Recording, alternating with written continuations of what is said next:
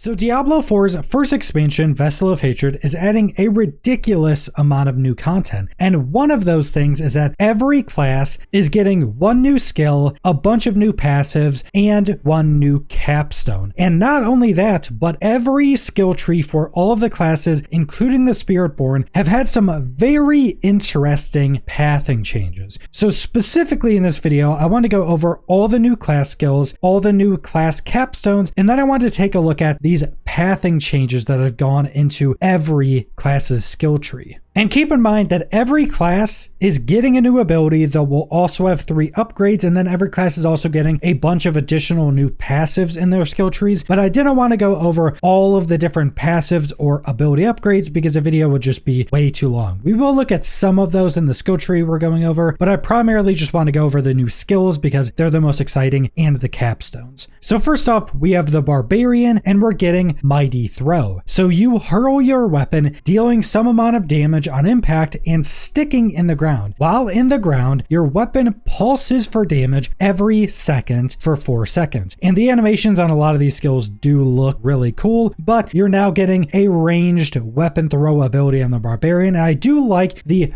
bit of difference that this is compared to what you would kind of expect, which is just like a weapon throw that hits an enemy and that's it. This one's actually kind of cool. You kind of throw it at an area, does AoE, then just keeps pulsing before it comes back to you. Now you don't actually lose your weapon or like lose abilities for the 4 seconds, but the animation of the weapon coming back is pretty cool as well. And the Barbarian's new capstone is Barbed Carapace. For every 25 fury you spend, you gain 10% increased thorns for 8 seconds up to 120%. And I think Barbarian is pretty much the only class that has had an actual successful thorns build. And the second part of this capstone is casting a skill with the cooldown grants you unhindered for 5 seconds, meaning you can move through enemies. During this time, you deal 100% of your thorns as physical damage to close enemies every second. Now that's also pretty ridiculous, and I think this capstone itself means that thorns builds are pretty much forever going to be strong on Barbarians, because not only are you massively scaling your thorns build through this capstone, but now you have an additional way to actually do your thorns damage without getting hit, because that's one of the big downsides of a thorns build. You have to actually be hit to do anything, but now after you use a skill with a cooldown, you just pulse all of your thorns damage around you. So this is going to be absolutely ridiculous. There's also going to be some kind of crazy double dipping with damage, because let's say you're going up against a boss, they'll be hitting you, which will be dealing your thorns damage. Then you pop a cooldown, and now you're also pulsing your thorns damage as well. So there's going to be some pretty crazy damage with this capstone. And next up, we have the Druid, and the Druid's new ability is actually a core skill called Stone Burst. And this has a spirit cost of 27, gather stones beneath your enemies, then detonate them for some amount of damage. Channeling deals damage and increases the size of the affected area up to 400% increase after 0.9 seconds. So basically how this works is you can just tap this and it will do a smaller area, smaller blast. That's the detonation damage, but holding the ability does damage over time and builds up the radius to be pretty massive. And then when you blow it up, it's going to be in a much larger radius. And then obviously upgrades and other effects are going to allow you to just get to the big explosion much quicker or make the radius bigger. So I think this is one of those skills that early on in leveling, it may not be as good because it may be clunky to use without any upgrades. But I think once you get into the end game and can get the bigger radius and get to the big explosion part much quicker, I think this is going to be a pretty crazy skill. And the developers did also mention that since this is a new core skill, it will have more new legendary aspects to go along with it because a core skill needs more of that to function correctly. And then we have our new capstone called One with Nature. Your companion skills each gain 1 additional companion and deal 50% increased damage. And it doesn't specifically show, but presumably this is going to be multiplicative damage increase. And the increase of companions is massive, not only for the companions themselves, but the main legendary aspect for companion builds is you get increased increased companion damage multiplying for each companion you have. Then the secondary effect is gain the passive effect of ravens, wolves, and poison creeper. Now they actually said that the secondary effect of this is probably not going to be used by a lot of builds, but it's just a kind of safety net if you want to use some type of build that wouldn't use one of the summons, so you can still have the passive of that even if you don't go into it. And I do think in Vessel of Hatred, companion druids are going to be super strong. I think there's actually going to be multiple companion druid builds, which is pretty exciting. And then next up, we have the Necromancer, and their new ability is Soul Rift, which is a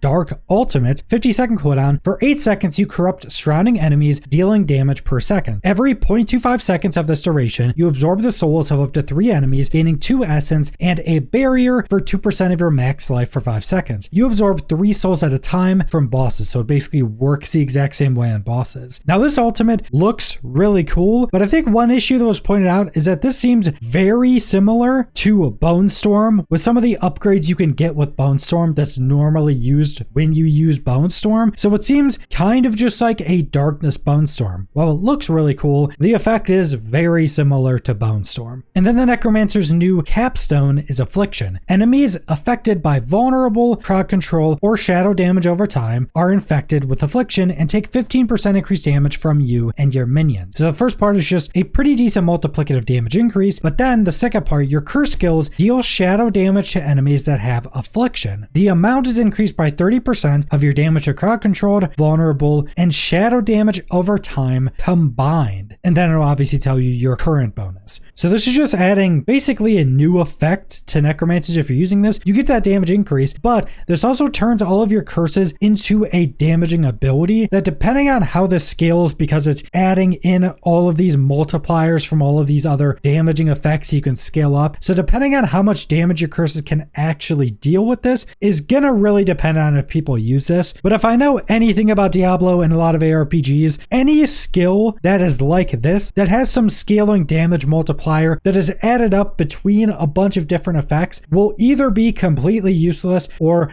absurdly overpowered and everybody's going to use it. And next up, we have Rogue with what I think is going to be the most popular of the new skills, Dance of Knives. This has 6 charges. The charge cooldown is 1 second, has a 22% lucky hit chance, and you channel to launch knives at surrounding enemies, consuming 1 charge per second, each knife dealing some amount of damage. You gain 20% increased movement speed and 10% dodge while channeling Dance of Knives. So this is a channeled spin to win ability. You channel this and you just spin around as you go. And what is quite interesting with this is it has no cost besides the charges, so it doesn't actually use your main resource, and at a base it doesn't generate you anything either. But I have seen some builds on the PTR where people have been mixing this in with some other effects to where it will generate them resources. So people are basically using this Dance of Knife skill to be their generator, and then they're using a spender skill that costs a lot of their resource, so they dump all their resource, run around super fast with Dance of Knives to generate resource, stop for a second to dump all their resource, and go back into Dance of Knives. So Dance of Knives, while being their generator with some of these effects, is basically the main ability they're using. And this is just a really cool skill overall, which is why I think it's going to be pretty heavily used. And then the Rogue's new capstone is Alchemical Admixture. Dealing 3 different types of non-physical damage, increase the potency of your imbuement skills by 40% for 5 seconds. The potency is further increased by 20% of the total amount of your bonus damage to poison,